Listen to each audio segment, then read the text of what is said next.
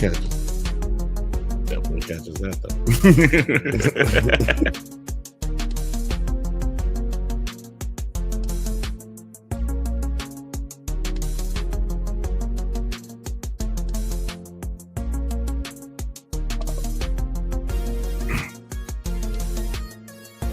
Oh, hello, you beautiful nerds. Fancy seeing you here. My name is Jedi Master Grayson. I am the host of the Drunk Banthas podcast. Man, I started going into the Does It Hold Up intro. Totally fucked it up.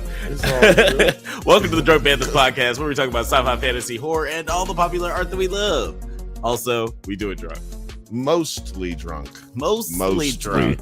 Always encouraged, but never mandatory. I am your host, Jedi Master Grayson, and I'm joined as always by your co-host, Brother Bill. How you doing? I'm doing good, man. I'm doing great. How are you? Doing well. I love the Outcast reference. Doing good, doing great. Doing good. How are you? I have spent the last 8 hours just not remembering anything, working, but not remembering anything because I didn't attend. But I was here. But I was there. But you know, you were there in spirit. What up, Fifth Bantha? What up, Fifth Bantha? And what up, everybody else popping in here? Shout out to y'all.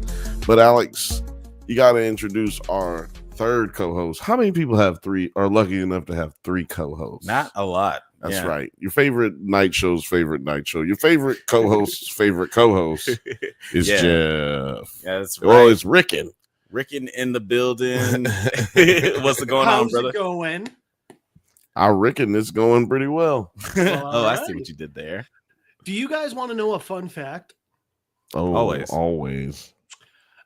Severance restarted last Friday. So I could have stayed on last week's podcast and talked about this show. Found that out last night. Well, you know what? Damn. We'll take it. We'll take you how we can get you. No freaky. But that does mean I got to watch 11 episodes between last night, and now. Damn, God son. damn. But you know what though? Fucking shout out to you, man. Shout outs to you. Fucking right. That's shout out to this show. Fuck. I should have been watching this a lot sooner. Yeah. I should have gotten you the code a lot sooner. That's what should have happened. That's what happened. That's what should have happened, man. I fucked up. I could have did this way back in Foundation. Hey, yeah, these things happen. And you know what? Like, you know, since you mentioned that, I'm curious. You know, we're gonna get into the severance of it all later, but I'm curious. You know, this is the second Apple TV Plus sci-fi show that you've just binge watched for the sake of this podcast. Do you think it's a worthy effort? How do you feel about like Apple TV Plus's quality as far as sci-fi goes? Well, I got to throw out there. Fifth Bantha says it's such a good show that 11 episode binge is a get. And then corrects himself and says gift, but I liked it better the first time because it sounds like it's a gift. It's a gift. It is. No? It's a good gift. It's a good gift. Dude, Apple TV Plus is doing sci-fi. Fuck. And it's not like the in-your-face sci-fi. I mean, I'm assuming like Foundation and things are very much like, hey, this is all sci-fi nonstop.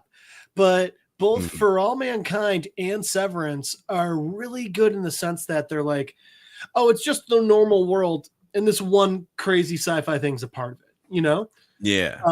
There's a book series I love called The Dresden Files, and it's about it's a wizard book series. Mm-hmm. And it's like Harry Potter, but grown up with a lot more like murder, sex, drugs, swearing, murder, and sex. And it's based in Chicago. And it's written so well you forget magic isn't real. But the thing is, like, that's the thing. The story is just a normal they don't make it about the magic. They make it about the story, and magic's just another tool this guy has. That's what Apple TV does with their sci-fi. There's a story, and the sci-fi is just a part of it. It's how they move the story along. It's not the story itself, if that makes sense. Right. No, absolutely. It is exactly how it is. You know, the only thing they failed with, I guess, is gonna be the Godzilla. I guess it's not a failure. It just wasn't great. That feels like they were more at the whim of the studio. It doesn't feel like people making a show. It feels like a studio being like, "Hey, get our product out there." Yeah. It felt more like a commercial for the next movie that was coming out. Yeah. Which is surprising that it even landed on Apple TV Plus, because I assume that would end up being like a Warner Brothers property or like a Max like TV show, because it's a Warner Brothers property. I mean, could anyone other than Apple TV afford to make that show though? That's good. Yeah, Zaslav was like, "What? What's the price tag?" Millions. Amazon, like this was like Amazon and Apple TV are the only ones who. Right. People who actually don't make most of their money off of TV. They make all their money from something completely different than television. Yeah, 100%. I will say I had a very different understanding what this show was too. Which is 100% my own fault. I took Severance like a severance package, like you're fired. And for some reason, I thought it was like a sci-fi-esque version of Up in the Air with George Clooney, you know, where Adam Scott's character is like brought in to fire people. But I was like, but is he like firing them from life? Is it like, you're fired, and that actually means we're going to kill you or something, like Soylent Green shit? I had no clue. Well, I'll tell you what. Still basically have no clue. Like, we know what the show is about, but we have no idea what they're doing. Yeah, anybody. There's still a lot of questions about except Rickon. Even we know what Rickon's doing. Rickon is no pun intended an open book, so you can really know everything about plenty him. Of pun intended. He's out there philosophizing. He's out there philosophizing. He is a philosophizer. Yeah, by trade. We're gonna get into the nitty gritty. Before you get to I know what you're about to go to. The fifth Bantha says, along the lines of Silo, new show Paradise in Hulu seems good too. I've seen the trailer. It does look good. Said I've read all the Dresden Files. It's incredible. It's a severance package, kind of. You do the work and don't remember it, so you can have your severance. He says, I need to know about the fucking goats. Oh, so many questions about the goats. It's simple. I mean, I think that one's the most obvious. They're fucking the goats. There you go. Moving on. Yeah. Next point of business. Next point of order. And Dresden Files sounds like a show that came out in the mid 90s, like Erie, Indiana. Okay, I wasn't sure. It wasn't the mid 90s. I think it was like the early 2000s. They tried putting they made it into a sci-fi show. Here's the issue. Surprisingly, I have the. Hang on. He's like, hold on, man. Let me just. I have the first three novels just sitting on my table. They took. It's amazing that he literally just be having the shit right there. Anything we're talking about, you always have it on. No, he's got a treasure chest there. I'm telling you, he's got a treasure chest that he just pops stuff out of. So they took the first book. It's 322 pages, and they made it into a 40-minute television show. It was just one episode in the first season, which was just like, no. If they were to go back and redo a Game of Thrones style, that would be great. This is also that same guy that I was telling you wrote that book that's a lot like Avatar: The Last Airbender meets Game of Thrones. Same author. Okay. Nice. That's a nice combination too. It is. Milangu, I'm sure I pronounced that wrong. Says, did you ever figure out how to say that name? Nope. Nobody does. Loving the new intro. It's been going on for over 2 years now. So yes. Like, I'm loving the new intro too. And yeah, eventually What? Oh. No, I was just gonna say, like, I'm really excited to talk about Severance.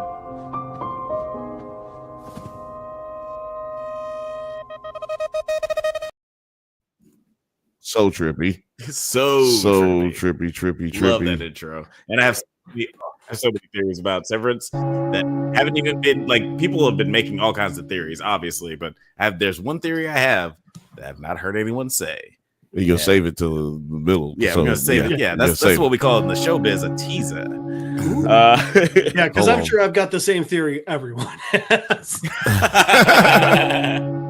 we got a ding dong at the doorbell. No, Yeah, we got a true. ding dong ditcher. That's what we got. Oh no. What? Somebody rang the doorbell and ran away. Yeah, That's ding some dong shit. ditcher, man. That's some shit.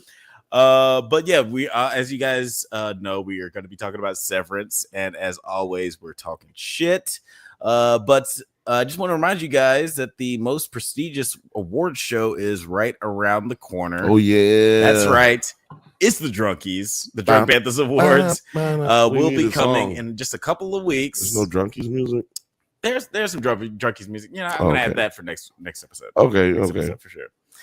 Yeah, that's right. Yeah, the show where you get to vote for your favorite sci-fi, fantasy, and horror TV shows and movies is coming out soon. But you can vote right now. Go to the community tab on NerdsAtNite or Drunk Banthas channel, and you can vote on all of your faves. A lot of great categories like best horror movie, best monkey movie, best, which is not racist. It's not racist.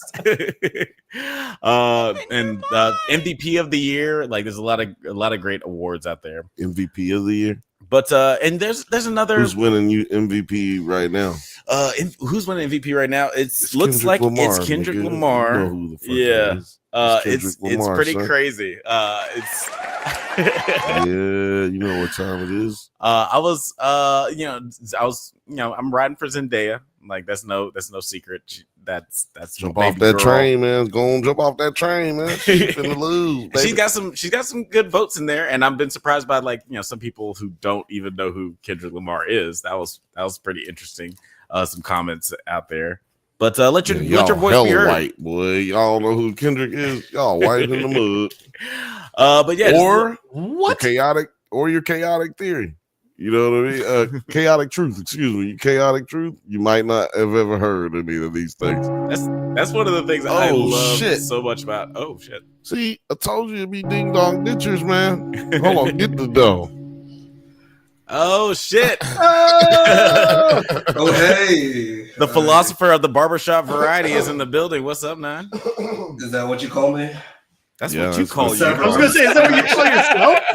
I'm severed right now. Your mic. I think your mic's off. I don't know why you guys. I don't know who you guys are. Actually, I don't know why I'm here. This is 9Y. He's joining. He's joining the podcast tonight. What's up, man? Have you been catching up on Severance? Yes, I have. Yes, we're getting your PC audio. Audio? Yeah. Oh, let me change that up. Okay. Change it up. But yeah. How are you doing? You still got your Christmas tree up? True niggeration going on. Yeah, obviously, because is that sound better? Okay. Oh yeah. Okay. I like with this layout. Helly looks like she's the fourth panel member. Yeah. Hey, tonight's special guest. If I do it like that, it's even better. Also, looks like she just doesn't have any time for our bullshit. If I do it like this, Alex, get a little closer and see if I do it like this. It's like we're all. I need some arrows. I need some arrows going right there. Oh man, that's funny. Man, so excited to talk about Severance. But I do want to talk for a moment. Give us like 15 minutes, guys. Give us like 15 maybe 20 We're gonna get there. We're gonna I get had to to jump in Severance. when you said that someone did not know who Kendrick Lamar is. Right. Did you see that comment? I think I may have. I still need to go and vote, put all my votes in. Yo, Drunkies. Okay.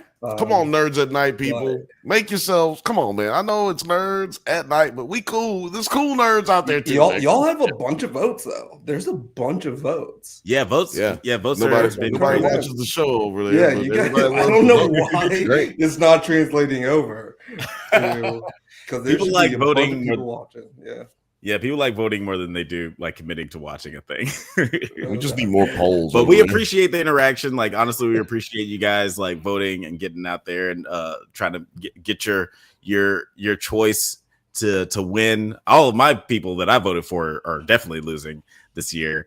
Which might change up how we go about content this year. God damn it, this is weird. This has been like a 3 years in a row, man. I'm like gonna be doing some research on these polls. But at the same time, all the nominees I love. Like I love all the nominees for all the categories. So if anybody wins, I'm over the moon. I'm but just thinking about Bill checking like voter ID. He's like,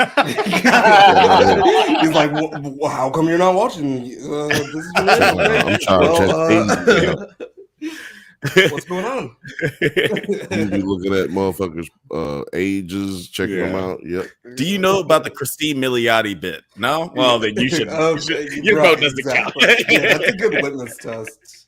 Yeah, that is. But I do want to also, if you've checked yourself into an insane asylum. Turns out the California fires are just Othelius trying to get your apartment to get rid of that fucking that one clip. He's just trying to find us. Yeah. You know what? But I didn't hear from him. Well, no, yeah, we did hear from him last week. I was about to say. Oh yeah, he popped in last week. He popped in last week. Now that you mention her, Christine Milioti would be amazing on this show. I can see her character. Oh yeah, she'd be great. See her doing work on this show. The interesting thing is she could play so many different characters really well on this show. Mm-hmm. Yeah. Hold on.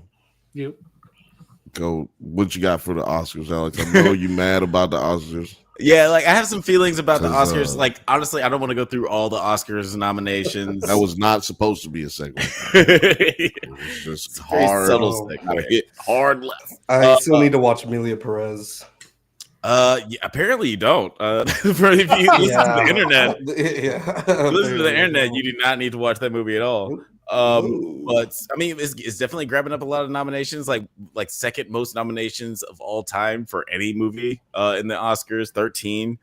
And I just want to talk about like the Best Picture nominations real quick. We have a Complete Unknown, Conclave, Dune Part 2, Amelia Perez, obviously. I'm Still Here, Nickel Boys, The Substance, and Wicked. Which one are you voting for, Alex? You know, and this is one of the things I wanted to talk about because Dune Part 2, I love that movie. Obviously, it was like my favorite movie from 2024. No, you're not gonna say what I think you meant this from ever. But well, yeah, also true. But like one of the reasons we created the Drunkies is because there are movies like Dune Part 2 and The Substance that don't usually get recognized by the Oscars. I was very surprised that The Substance ended up on this. Same. Action movies, comedies. Yeah, action movies, comedies, like all these like different like genre films don't really get that kind of love from the Oscars. So I'm mostly very sci-fi doesn't get it. Yeah, like I was very, very surprised that Dune Part 2 got nominated for Best Picture. So even though Denis Villeneuve still got snubbed, so that kind of sucked. Shout out to Denny. But wasn't he nominated for Arrival or no? I don't think he was nominated for Best Director. I think the movie was nominated for Best Screenplay. Oh, okay. I'm just looking at Best Picture right now. Okay, I see what you're coming from now. Okay. But yeah, as much as I love Dune Part 2, there's one movie that came out last year that just seems like it was like right in the Oscars like wheelhouse. Oh god. And I'm very, very surprised that it didn't end up getting a Best Picture nomination. I thought Madam Web came out 2 years ago. Yeah, I'm nervous. No. I'm nervous. Madam Web. Madam Web came out in February of last year. Also a travesty. That should have gotten nominated for Best Picture. But, Madam Web is on my list. Get Nickel Boys out of here. And I was tell you which one. I'm trying to tell you which list it is. Give me a drum roll on which movie you're talking about. Wow. Challengers. Why the fuck is this movie completely absent from no nominations from the Oscars? None at all. Because two boys kissed and that can't happen. Oscars usually love that crazy shit. Like I'm be honest, which one did you want it to be nominated for? Best Picture.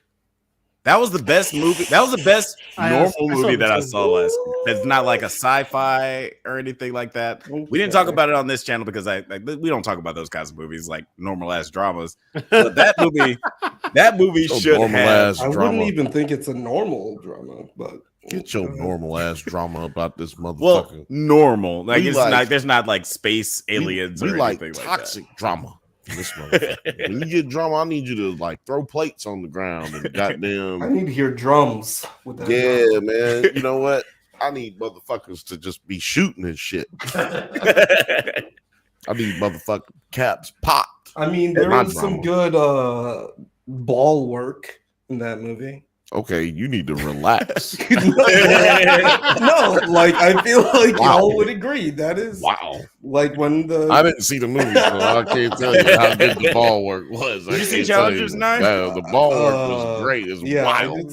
No, I'm saying there was some really great ball work on that movie.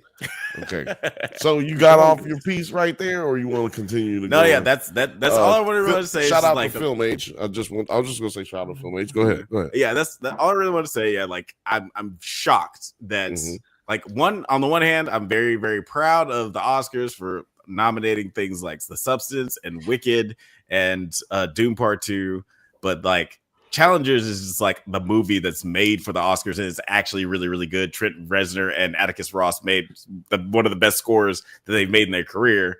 Dude, Trent Reznor does movie scores so well. Like those two. Social Network, amazing. The score, fantastic. All of those songs, all of 9 Inch Nails songs are just fucking scores. He's just they're very cinematic. Yeah, and then he uses sounds to make sounds. You know what I mean? Like that. Yeah, that's great. He's a synthy dude. Yeah. He's good. He's a great. He's a not a good. He's great.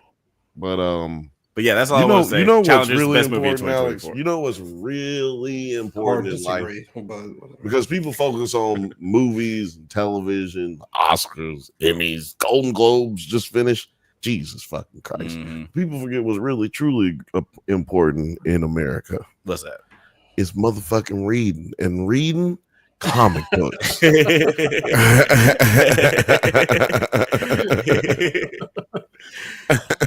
Oh, we get an award.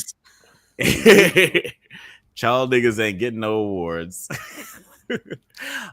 Yeah, it's time to travel down Jeff's comic book corner and see what we're talking about this week. Jeff, or as it is pronounced in Spanish, Jefe. What are we talking about this week? This week, after I was gonna cover what's it called? We Only Find Them When They're Dead. But after spending a day and a half binging the shit out of this show, I went with Eat the Rich. I think it's going to be a much better one. It's much more dystopian and fits with it. No, I can't think of any reason why you did that. No reason. So, Eat the Rich starts with this couple that's driving along a road, just, a normal drive. And we're getting narrated by the girl of the couple, Joey. And she's already in her head. Like, it's literally the second panel in the entire book. And she's just like, I can't believe I'm doing this. This is a terrible idea. I'm so stupid. Why would I think this was a good idea? And after a while, we get her, she realizes like she's so in her head. She actually doesn't even hear what her boyfriend Aster is saying. And pretty quickly we start seeing Aster's freaking out too. So while they're driving, we see that they're going to a place called Crestfall Bluffs. And the second they start going through the tunnel, getting like just about to enter the city, her boyfriend Aster starts freaking out to the point where he's like, I have to pull over to you. And she's freaking out. She's like, we're in a tunnel and we just came off a suspension, but there's nowhere to pull over. And he can't help it. He has to pull over. He's freaking out so much. He pulls over and just starts like dry heaving on the side of the road. And she's just asking him, what's wrong? What's gotten into you? And he's saying he doesn't think he can do this. He doesn't think he can go back to see his friends and his family. And it comes out that he's quit drinking. And this will be the first time he's been home since he quit drinking. And more than that, this is the first time that he's gone home from one of these occasions. We don't know what the occasion is, but it's the first time he's gone home from one of these occasions it'll be the first time he's been at one of these occasions sober since he was 12 years old. So dude's just freaking out. He doesn't know what's going on. And Joey pulls him in and she starts calming him down. And she kind of gets him back into the right mind space. And they get in the car and they start driving. And Joey starts narrating again. She's saying, like, you know, obviously I'm not happy that he's freaking out, but it makes me feel a little better because we can't both freak out. So I feel like I have to kind of hold it in now to help him. And it starts coming up that the reason Joey's freaking out is she's going not just to see Astor's family for the first time, but she's spending the entire summer with them. And they are rich. They own an entire, like a huge house on a beach, rich. So they get there and they get out of the car and they're talking to Astor's family, and already things are odd. First off, super trophy wife, young daughter, or I'm sorry, young wife, next to his dad, who's all white hair and shit. And they've got a baby together. But then the staff starts like helping Joey. They're like, oh, we'll get your bag. And she's like, no, thanks. That's okay. I got it. And they're really intense. Like the help is like, what do they say? They say, no. You just leave this to us. Do not interfere, while like giving her this death glare. And she's like, okay. And she gives them her bag. And the young mom is like fussing over the kid. So she just hands the kid off to an au pair or something. And then Joey goes in and she starts meeting the family. And the old all white hair dad's like, I'm Pip, blah, blah, blah, blah. This is welcome to our house. My son's told us so much about you. And now she starts going through and she sees like these weird, insane, enormous paintings of like the family and stuff. And now Pip's like, you can tell that there's a disconnect here. And while Joey was feeling it, it seems like Pip and Astor's family are feeling it as well, but they're still trying to be nice. So they start showing Joey around the house. And at this point, Joey's she can't believe it. Like, not only is this house insanely big, she's like, I think she says at one point, it's not just big, it's like another planet. And they're walking her through the house. And she's like, they've got two dining rooms. They've got rooms just for a tree growing inside. They've got a room just for gifts that people give them. And she's going through and she sees like, and they're showing her this immaculate artwork, and they're like going past. And the entire time you see all of these, I guess, servants in the background. There's like some guys carrying some heavy stuff. There's the chefs preparing a meal in the kitchen. And eventually it ends with them getting back outside to it's an entire bar out on the beach.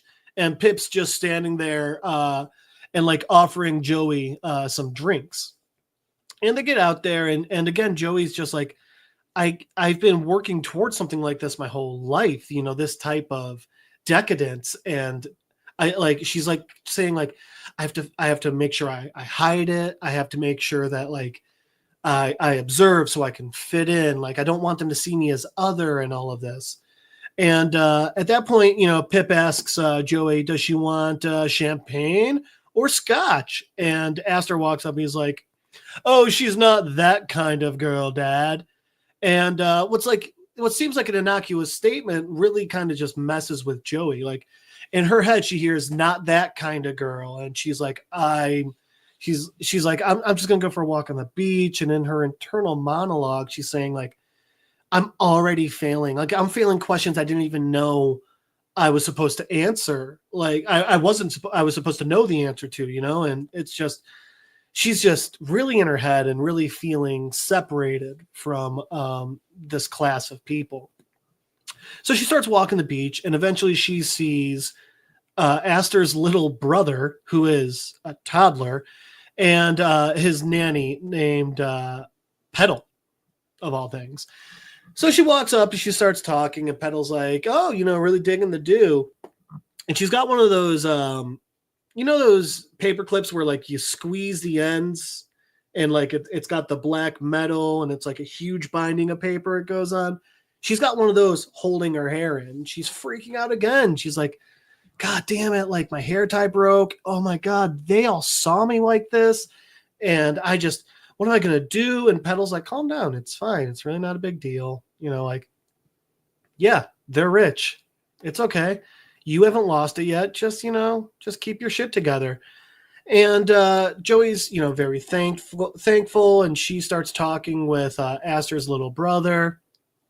And she's talking with Petal, and she's playing around. And Aster's little brother starts digging around in the sand. And, Joey's just trying to be nice. And she tells Petal, she's like, yeah, it's more than I thought it was going to be. And like, I just kind of didn't see any of this coming. Like, she goes, he said a beach house. I didn't think this mansion was going to be the beach house. And Petal's like, did he tell you about?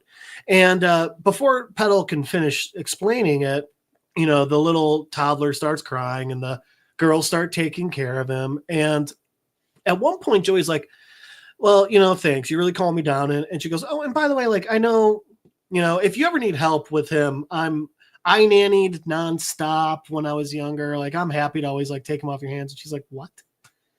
And like Petal's getting mad. And she's like, what did you say?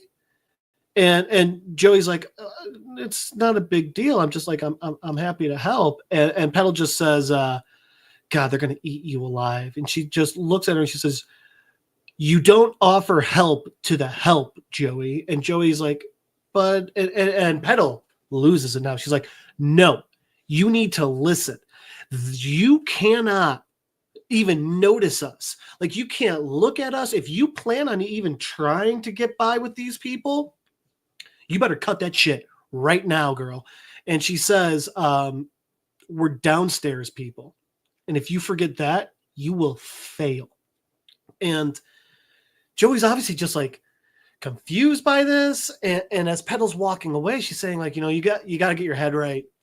If you want any of these people to think that you could ever be one of them, you got to figure your shit out. And Joey's just a little confused. So then it cuts to Joey and Aster getting ready for this party. And Joey's just like, yeah, it's just, it was weird. And like, I just don't know. And like Petal was just kind of odd. And, like, what's her deal? And Aster's like, Aster just tells her flat. He says, don't talk to her. Don't talk to the help. It's not a good idea. And Joey's just like, what? That sounds like that's weird. What are you talking about? And Aster's like, just you just need to trust me. If you're going to survive the summer, I just need you to trust me on this one. And she's like, okay. I like, what's going on with you, man? You seem really weird. And he's like, the last time I was at one of these was a retirement party for like my nanny. So I think that's weird for me. And at this point, like throughout their conversation, it comes out that they're going to a retirement party for one of the help. And it's just like, Aster's really getting in his head about it and he's really confused. And so they're having a hard time. So eventually they just go to the party. And again, Joey's just like, God damn, like they're all wearing like white, maybe like white and black, but she's here in this blue and white striped dress. And she's like, and she looks at Aster. She's like, was there a dress code? And Aster couldn't care less. He's literally like, oh, hey, how you doing, chat? Oh, what's going on, Mario? Because he's like, what was that? Did you say something, Joey? Oh, I don't know, but whatever. And she's just like, I just feel like everyone's all dressed up and I'm feeling like kind of plain and da-da-da. And Aster's very dismissive. He's like, oh, it's no big deal. And he walks off and Joey's feeling all alone. Well, then one of Aster's old buddies, Bumper, comes up and he's like, Aster, I got us drinks, man. It's cool. More gin than tonic, but no. Like, he's drunk out of this fucking mind. And Aster's like, oh, thanks, but no, I'm actually, drying out. And his friend's like, what? So like beer? And Aster's like, no, I'm good. And his buddy Bumper's like, what are you talking about, man? No, we always do. And then also like someone's like, all right, time for our MC Bumper. And Aster's like, oh God, they got you doing this year. And Bumper immediately gets like, yeah. You know, like he gets down in series. He's like, yeah, I guess I gotta go. So then Bumper gets up on stage and he just starts insulting everyone. And I mean, everyone. He's like literally sitting there like, oh, this person got their house done and it wasn't even a mill. Who gives a shit? Hey, Pip, your new extension's looking nice. And I heard it was a great cost. Just one United States senator. And he's just tearing into everybody. And eventually Joey's like, what the fuck is going on? And Aster's like, oh, it's a roast. They do it every year. I hate it, but like that's just how this goes. So Bumper just kind of keeps going through and he's, you know, making little jabs at everyone else. And it's just none of these people seem to like each other. Like everyone looks a little annoyed. Like it's what he's supposed to be doing, but everyone looks annoyed by it. Like anytime he says a guy's name, they just get annoyed and start like walking off. And Aster's like still making these jokes, but everyone's all, that's the other thing. They're all laughing hysterically because they're all the richest of the rich. And you can just like, even the way they animate they draw the laughter, this big brackish orange, ha ha ha ha ha. You feel uncomfortable with just like these rich toity fucks. So anyway, so, you know, Bumper keeps, you know, making these jokes. And eventually Joey notices something. She's like, this isn't normal. What's going on here? And then she starts realizing like every time Bumper makes a joke about a specific person, the men leave. So weirdly enough, Bumper's going through and he's saying these jokes and they're all, and again, just the men leave each time. And Joey's noticing this. And again, it's like, why is this their tradition if when Bumper roasts anyone, they get so mad, they just walk out? Also, like, what's with this weird, like, is it sexist? Like, only the men are leaving, the women are all staying behind. It's all just really sketchy and weird and fucked up. And eventually Bumper gets done. He's like, oh, thanks. And they're talking about this really old groundskeeper. He's like, Mr. Healy, you're the best. And he gets done and they're like, oh, thank God it's fucking over.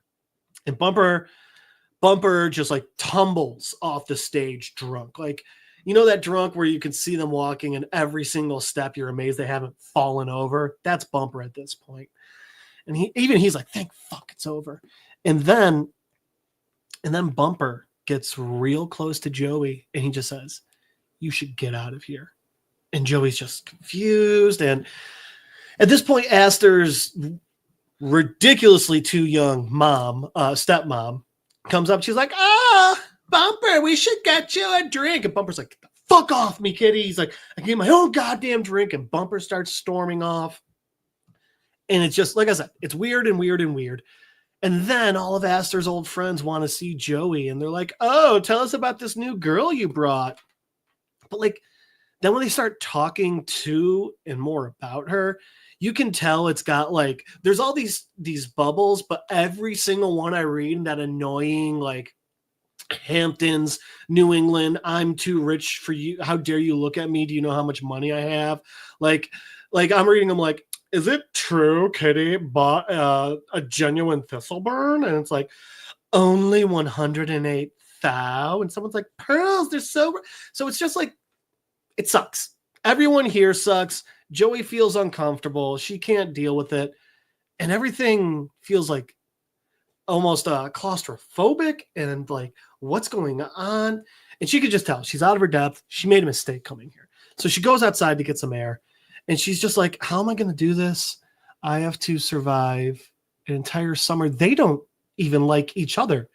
They're leaving their own fucking party. And then she hears some noise. And then she looks over and she sees someone just screaming like, no, help! And the person's falling as someone's like tackling him.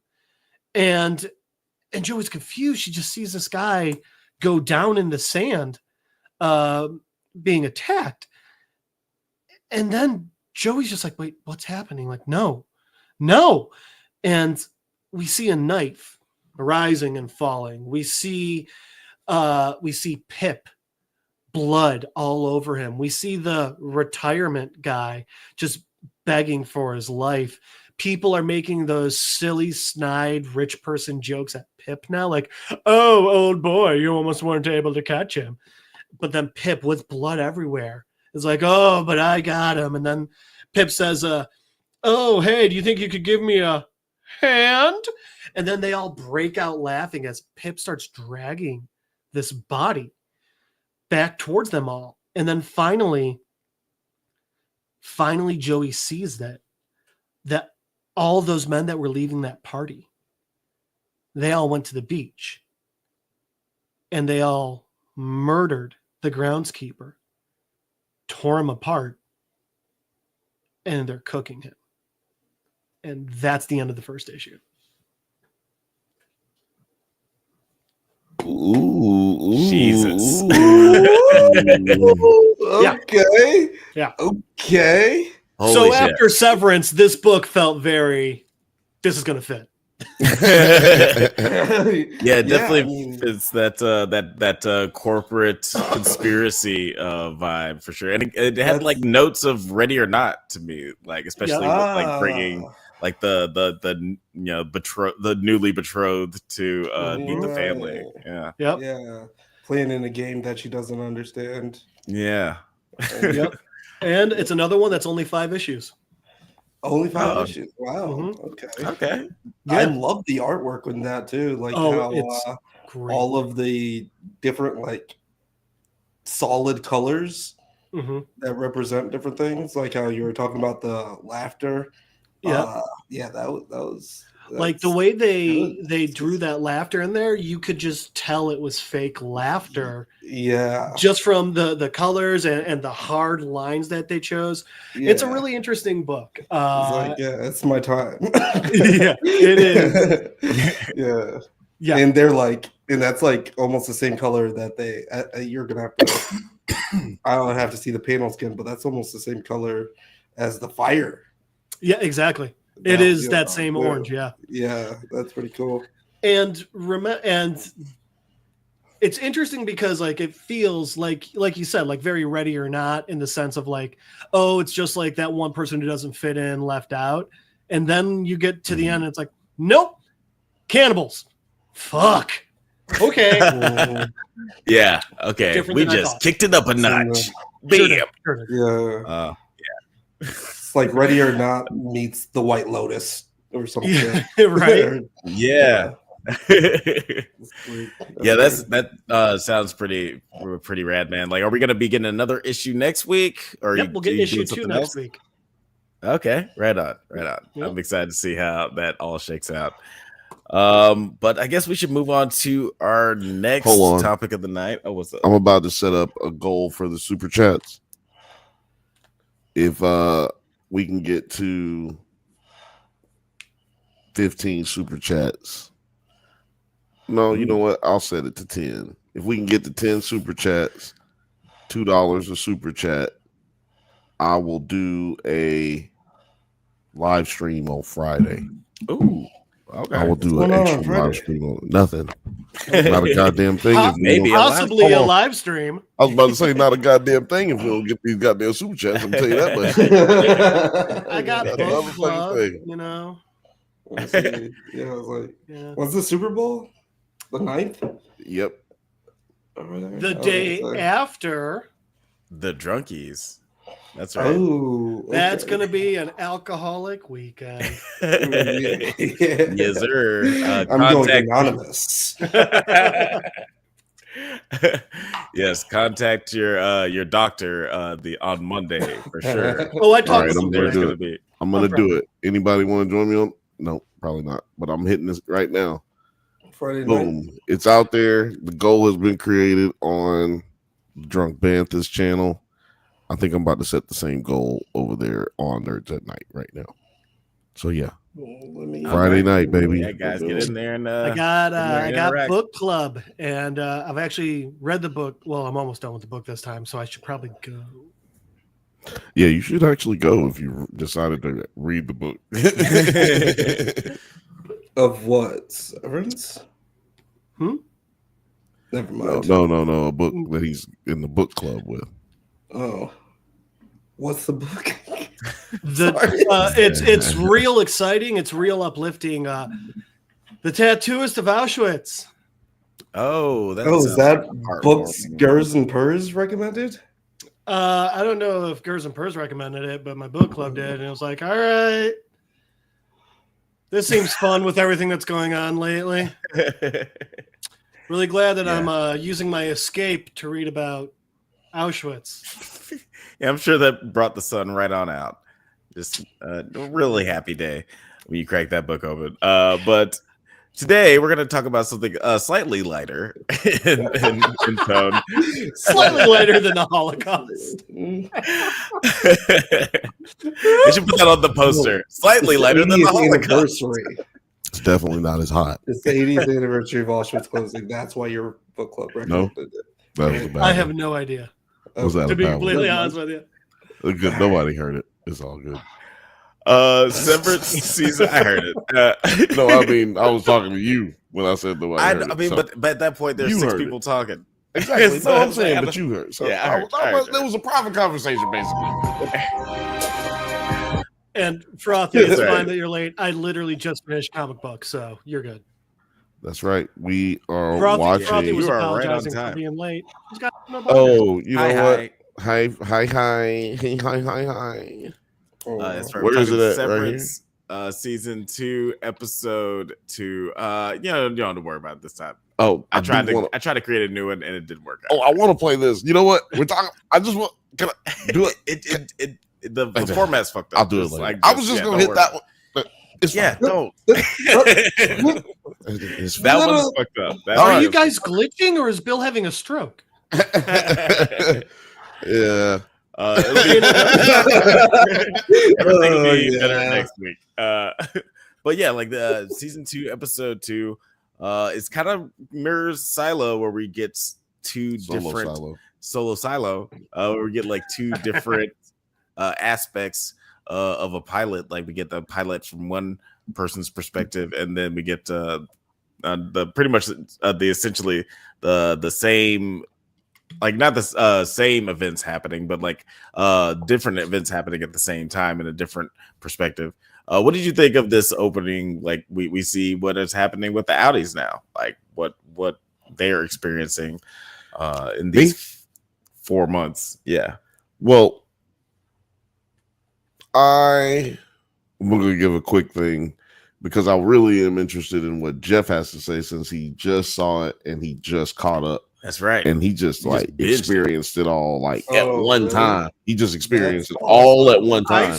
So, That is I so just before, started watching this about 7 p.m. last night. yeah. So before I go, I'm gonna let Jeff go, and because I'm very interested in what he has to say. All right. So for episode 2, how do I feel about how they did this one in conjunction with the first one? Kind of doing like, hey, let's see the innies now. Hey, let's see the outies. It sounds so weird saying that every time and be like, am I talking about belly buttons? Yeah. So here's the thing. Doing episode 1 showing us just what we're seeing with the innies, and then doing episode 2 showing us just what we're seeing from the outies. I'm not trying to be. It's the obvious choice. After we got just the innies episode, it makes sense. There was 1 of 2 ways they were going to do it. It was either the rest of the season was going to be showing like the mystery of what happened to the outies to get them back in, or it was going to be exactly what episode 2 was. But the thing is, it still works. It was very well done. It was very well. I mean, it was well written, well acted, well shot. All of it was great. And it's still a very compelling story. I almost feel like, Jeff, let me know if you're thinking the same thing, that they should have, that it would have been awesome if they dropped these 2 episodes at the same time. I'm surprised they didn't. I mean, it would have been awesome. I watched them at the same time because I literally watched them Yeah. 3:15 to 5 p.m. today. Mhm. And it felt very natural watching it that way. I wonder how I would have felt if I watched last week's episode. I feel like I still would have been like, all right, I got my full episode. But then if I came into this week and saw just the audio episode, I might have felt a little cheated. I don't know. How did you guys feel about that? I was like, what? Oh, go ahead, Alex. No, I was just gonna say, honestly, that sounds like driving at 90 miles per hour and then hitting the brakes, like going from like binge watching an entire season. You mean driving? Yeah, I don't know what you're talking about. Actually, the way that you described it was basically just driving, but I understood what you meant. But you did describe driving technically. I should have said slamming on the brakes. Yeah, slamming on the brakes. Because you just said like just hitting the brakes. Like, okay, well, eventually I have to hit the brakes. But basically how I experienced season 1 because I was a late, bloomer too. Yeah. Adapter. Severance. So that cliffhanger at the end of season 1, that was a lot. That felt like slamming on the brakes, and I've been hitting the brakes for 2 years now. So right now it's like all like, come on, let's go. What's going on? And it's kind of interesting because when they finished season 1, they didn't know if they were if it was picked back up for season 2 yet. So there was a potential, at least in their minds, where that was the end of the show. Yeah. They Can you imagine that? They should have known that they were getting, because everyone gets greenlit for season 2 on Apple TV. They weren't greenlit until I think I read 2 weeks after the last episode aired. Apple TV has been giving money to anybody lately. You can do whatever the fuck you want on Apple. Once you choose you to do one, you can do whatever you want for at least 3 seasons. And I'm sure that because this show gradually became like a cult sensation, and then with the strike and COVID, like there are a lot of things that delayed this show from coming out with the second season. I think that only helped the show garner this like sense of just like a cult classic in a sense. It's like, oh, now we're bringing it back. I felt like that only helped it. Can I respond to Books, Girls, and Birds? I already told you it's much niggerdom happening around here. Yes, I do have my Xmas tree still up, but I also you missed it because Jeff has been assigned a Holocaust book. And I thought it was a book that you may have recommended me. What's the book again? The Tattooist of Auschwitz. Yeah, it is my book club's book for this Friday. Yeah, and I think Books, Girls, and Purrs may have or may have not recommended that book to us on the last stream. But okay. Love to know your answer. I would love to know your answer. Seed me up inside. I will say, yes, 9 might still have an Xmas tree up, but he also still has I'm guessing Halloween skull up. So no, that's not a Halloween skull. No, it's just your old roommate. Got it. Mm-hmm. They pay no attention to the corpse in the corner. Pay no attention to the motherfucker who didn't pay rent. Don't pay no attention. The funny thing is, I actually also just have a random skull as just sitting up in my apartment. I shorted mine on some weed. I'd say 7 out of 10 people, like straight males, have just a skull in somewhere in their apartment. We got one. I actually found it in 7 out of 10. Oh, 7 out of 10. Okay, because I was like, wow, I don't have one. I used to have also one with my own nobody has contributed to the super chat yet. Come on, y'all. What are you talking about? Wait, I haven't seen one. I don't see. Oh, super chats. Yeah. Donated. Okay, look at that. Look at that. Well, I mean 5. Because see, it says if you want Books, Girls, and Purses. No, I recommended Nazi Nexus. Okay. Well, you know, And whatever. Tomato asterisks. Holocaust. Nexus. I wonder if BG&P put the asterisk in there, or if like if you try voice to texting a curse word and it just puts the asterisk in there. Ducking. Was in this episode of Severance. There's one super chat so far. I got one in there. Okay, go ahead. Severance season 2, episode 2. Goodbye, Miss Selvig. This is like a nice like counterpoint to the first episode, which is welcome, Mrs. Cobell.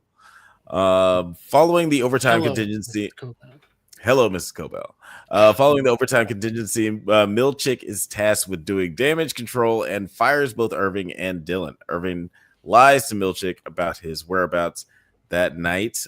This is an interesting little moment here, like an interesting intro. Like we said, this is following just the outies, but Irving elects to lie about what happened outside, and we see a little bit later how he investigates who Bert is. Rather convincingly too, by the way. Yeah, he's a really good liar. I don't know anything about Outie Irving, but he's a good liar, right? Which, you know, Mr. follows the rules. You wouldn't think it, but he does a good job. I don't know. It was interesting. If I were him, I would have absolutely lied to Milchick as well. Mm-hmm. I did love how Milchick was clearly very happy to fire Daryl. Oh, Dylan? Yeah. Dylan, thank you. That's one of the problems with when you watch it this fast. The names get jumbled. Anything at all. And I'll also say Milchick is a shit liar. I mean, like on the surface, it's like, yeah. He looks like he's, you know, just easily spouting off, but it's like, bro, you look so your happy smile face is so sinister. Yeah, it's so creepy. But he carries that like energy with everything. So he always feels like unnervingly optimistic about everything. So you don't know. It's like, well, he was saying that about the coffee, and the coffee's pretty good. Like, is he lying about this too? I think it's like The Matrix, where they're like, you know, we first tried giving you one where everyone was happy all the time and you rebelled. Do you think that's why we're so unnerved by a smiling man? Right. Yeah, maybe. I feel like this motherfucker right here is never going to be able to talk to people in public ever again. Like, people are always people will always be afraid of him. People will always like question themselves when he speaks to them. And if he ever looks at me like this with that, see, if he ever does this to me, it'd be when he leaves. He'd be leaving, but then he'd still be looking at you. It's like, why? So I'm kind of confused because I thought his name was Milkshake. No, we call him Milkshake. You just listen to this. That just shows you just listen to the podcast. And he does not like it when you call him Milkshake. I thought it was no. You've been watching this show. He's a symbolic rube. I will say one nice thing about Milchick. He has a marvelous mustache. Oh, it's incredible. Wow, come on now. Top 10 in cinematic history. That mustache right there. Or television history. Yeah. You should get his own credits, yeah. But yeah, like, did you guys talk about like how crazy it was? Because I thought it was last week, was that the first episode that it was actually like a episode completely with the innies? Yeah, and I like how this was just all outies.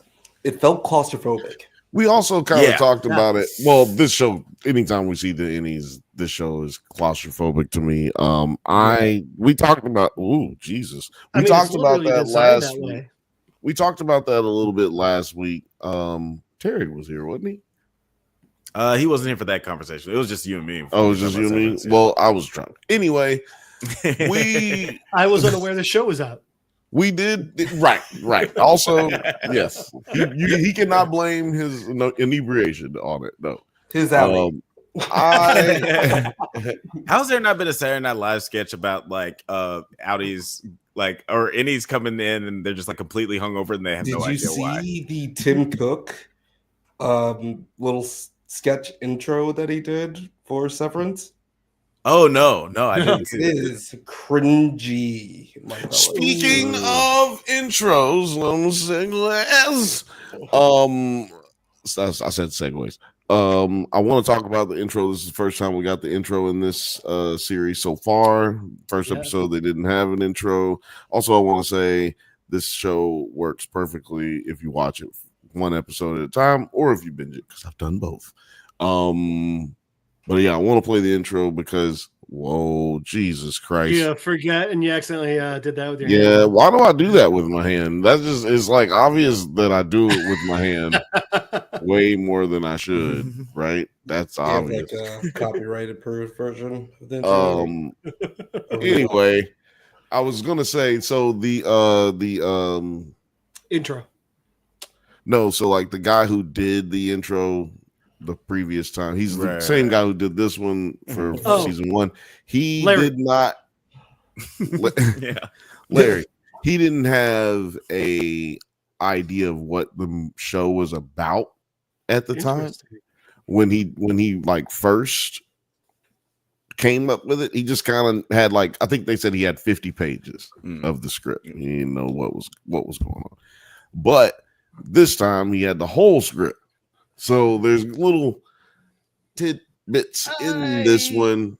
So last time people were thinking like, and me included, I'm looking at the intro like, what can I get from this? What can I decipher from this? There's got to be some clues, but there was no clues. It was just random craziness. So I felt stupid. But now there may be clues, and I just want to play a little bit of this one.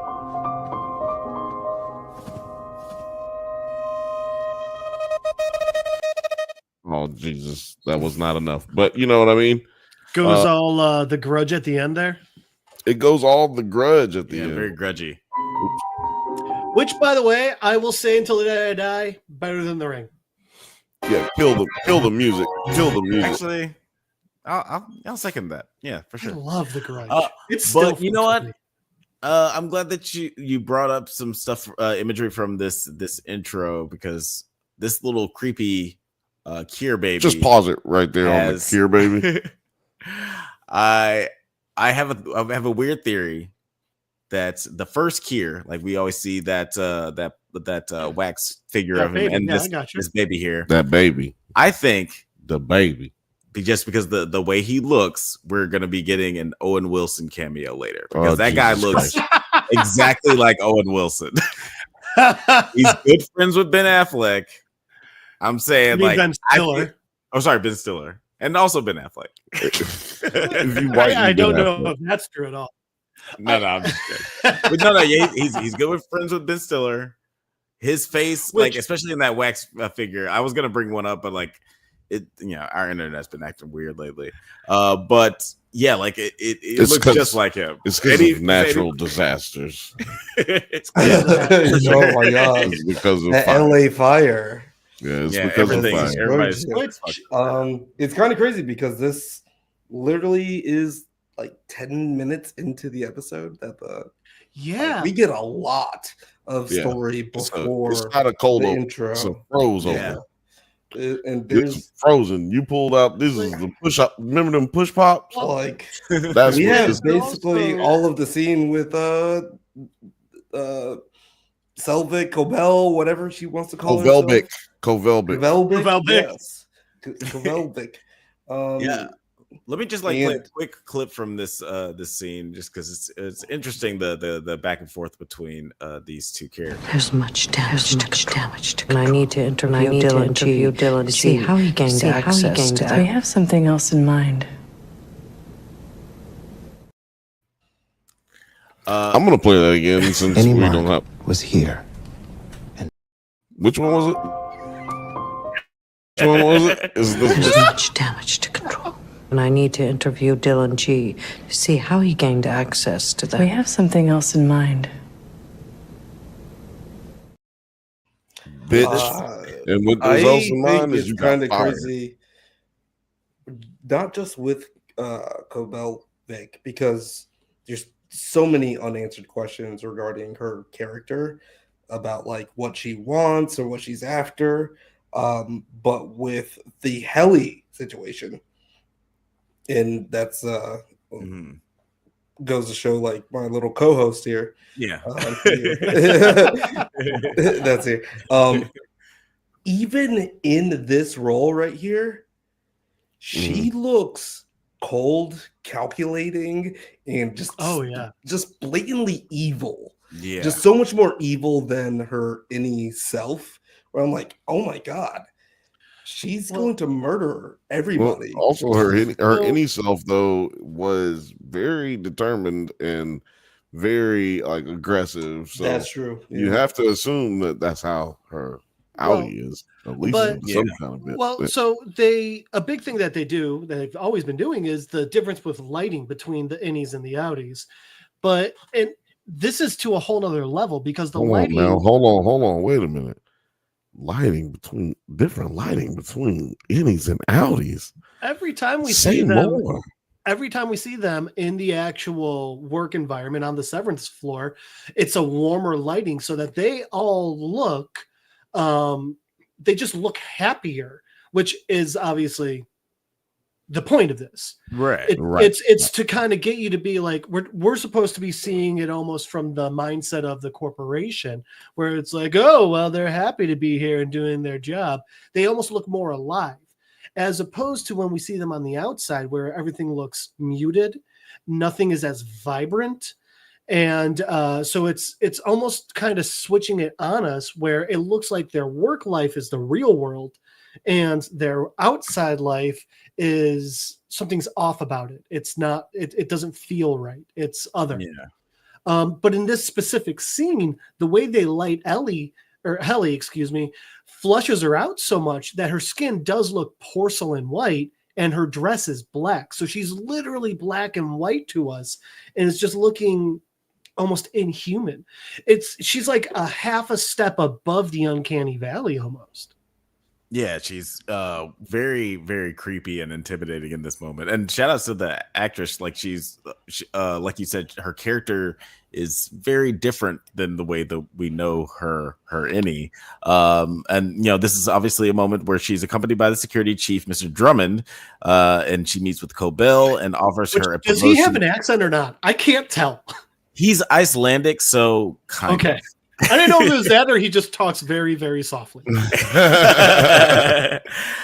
offers her a promotion to the Severance Advisory Council as a reward for her loyalty, but Cobell is insulted and she wasn't offered her old job back. Helena films an apology video passing off her outburst at the gala as a result of mixing medication and alcohol. And I do want to talk about that. Non-lumen medication. Non-lumen medication. Just say it. Very, very for specific. An arm rash. So by the way, that's lotion. She's trying to pass off lotion.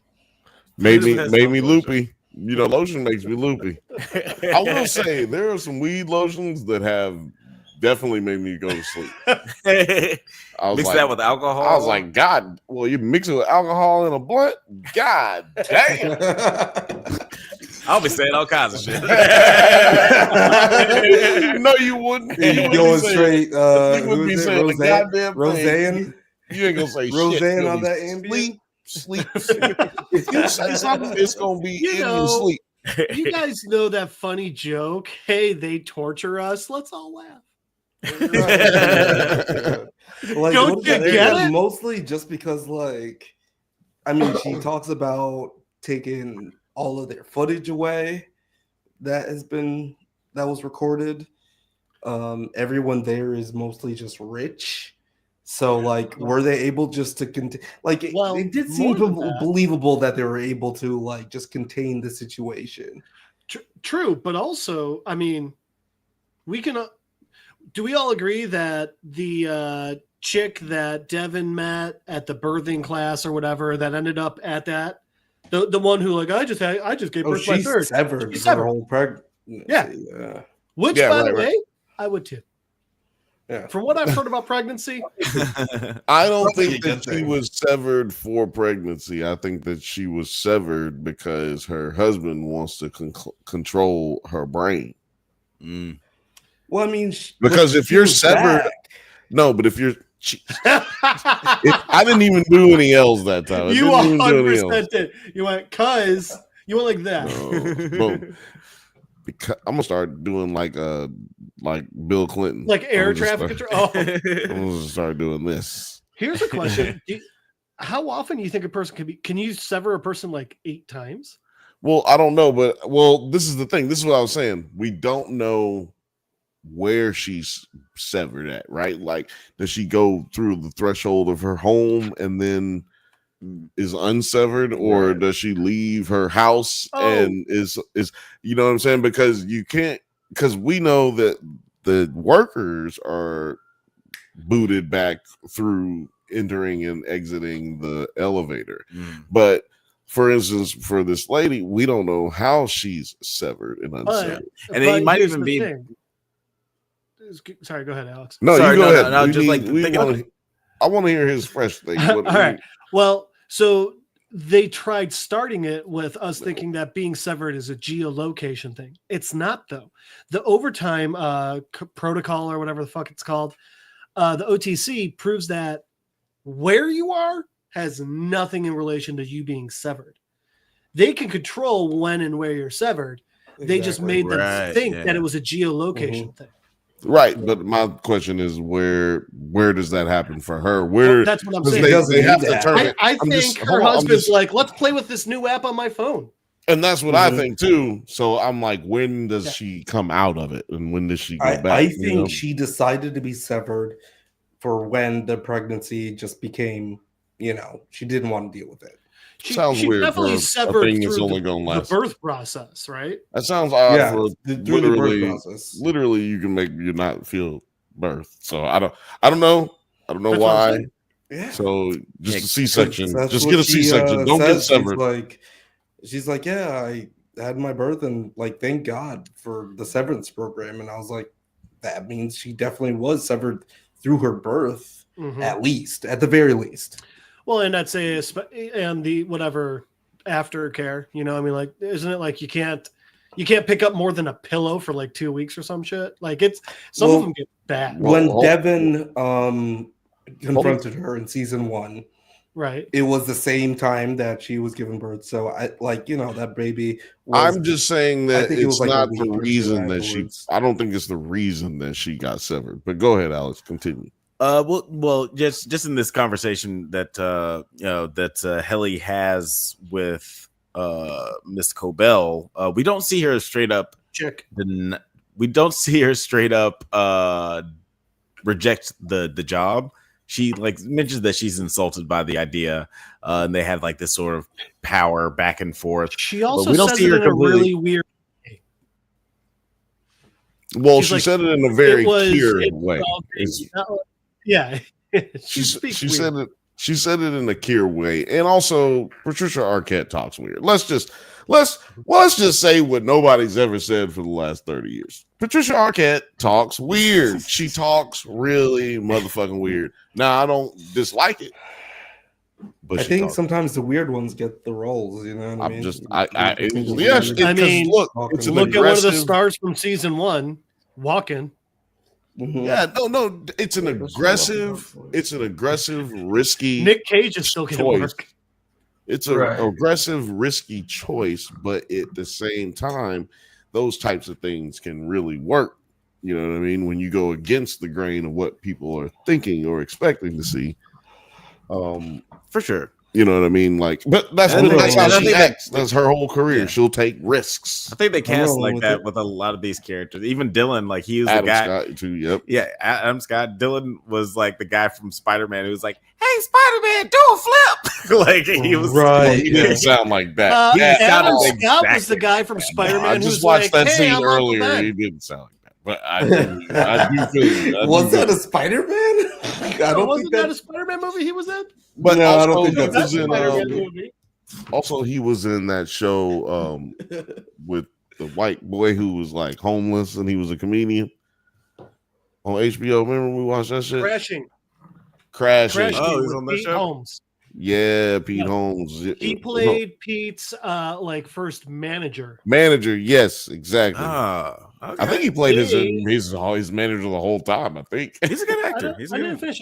They were just him and Pete were just on After Midnight together 2 weeks ago. Oh, nice. They're both friends funny. of the show, by the way. Friends of the show. But How did continue. you feel about Milkshake having a motorcycle? Hold on, Yes, we're that's gonna right. get back. It did not fit. Hold on. We're gonna get to that. It's coming up. Oh, yeah. His helmet Yeah. was. I'm letting you just read your shit.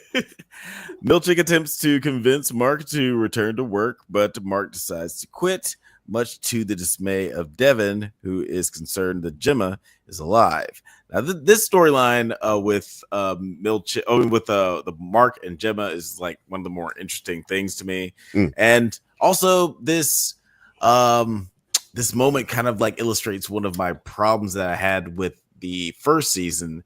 Is that Lumen seems like sort of omnipresent and just like all powerful and so wealthy, but they seem like they have limited resources when it comes to their security and like just like vetting people, or like not vetting, just like following people. Like I wouldn't have their had last like security details. guard got murdered.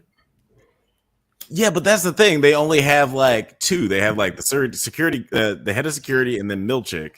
And it seems like I their took last that head of to mean security. that this project that they're working on is so hush hush that no one else can be on it. Like, we are vetting everybody that can be part of this project, and it is so hush hush that it is limited security. We cannot know that. We cannot have randoms know that other people are following random people that are severed. Didn't they call it like Dark Harvest or some shit too? It sounded like Gold Harbor, yeah. Cold Harbor. Just are you gonna be getting the Milkshake right now? That's what we're okay. We started talking about Cold Harbor and we started talking. It also feels like Severance is kind of in its infancy, doesn't it? Severance is in its infancy. Yes, it is in its infancy. They are trying to it's in its infancy. That's why Helly went in. Well, it's in its infancy as almost zoomed in on accident. It's in its infancy. It's in its infancy as far as it's in its Hit infancy. Me up for the login. It's in its infancy as far as the legalities. Well, no, like to the public. Like they're trying to introduce it to people who want to use it outside of the workforce.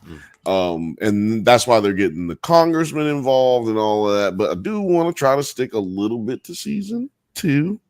And because Milkshake, however you want to feel about him, episode 1, man, he was all really happy.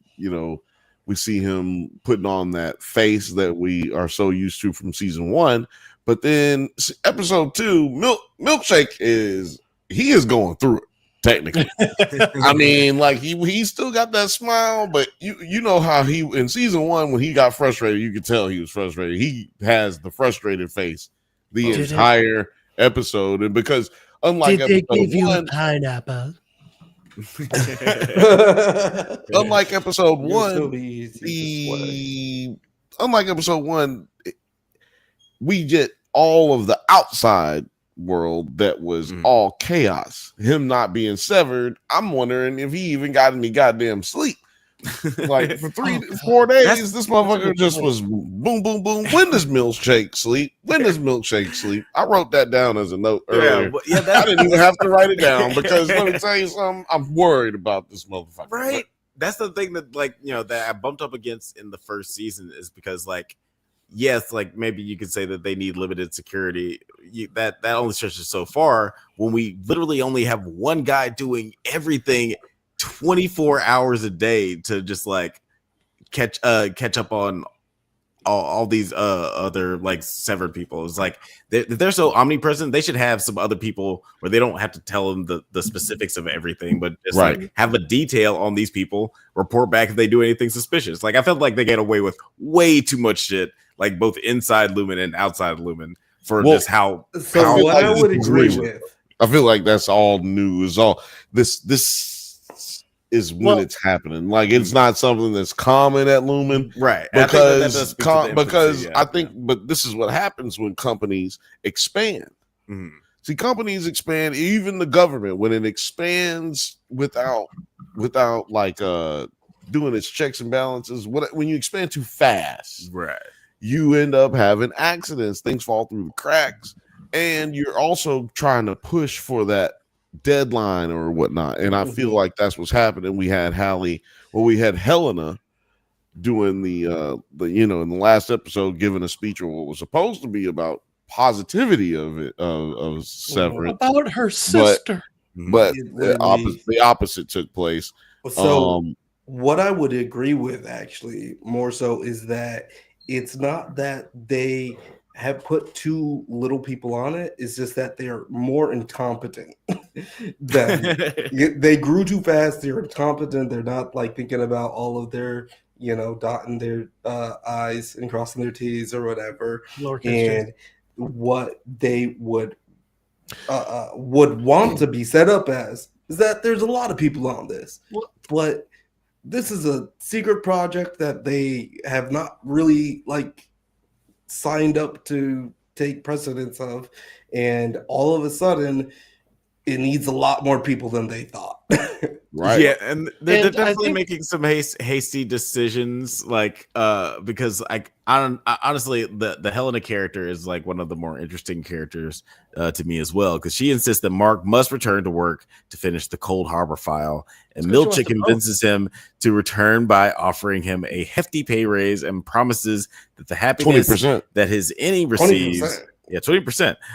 It promises that the happiness that his innie receives will trickle back to him. It's just now, like trickle down. We all know from we all know from the 80s and Ronald Reagan that trickle down economics doesn't even work. George Bush, not it W, would work if you stopped eating avocado toast.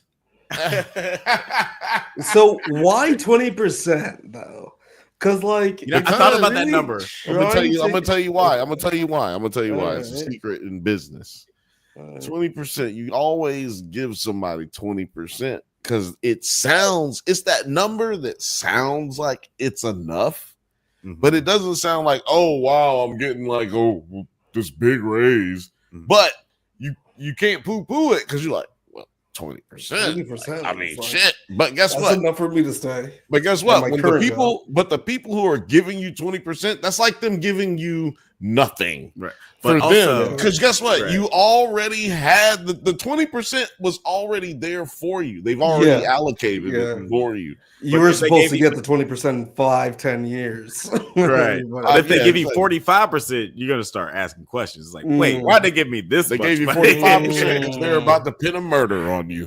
You're about to be the cannibal. Right. It sounds like the beginning of a Beverly Hills Cop movie. Like, get the fuck out of here. Which I'll say this right now, and I think it's an important point to bring up. If anyone from my company is watching and wants to give me a 45% raise, I will kill. I don't give a shit. 20%. 20%. Just give me a blunt object and 20%. 20%. I'm going to do all kinds of banks. 20%. And we do see this scene here where we're where Milchick is interrogating. Has a magnificent helmet. Why does he mention Gemma? I'll explain that in a second. Continue. Milkshake is interrogating Mark and his family, trying to figure out exactly what happened during this switcheroo. I'm just gonna play this. Any Mark was here in this house. I know. I talked to him. What did he say to you? If I tell you, are you going to punish him for it? We have no punishments at Lumen.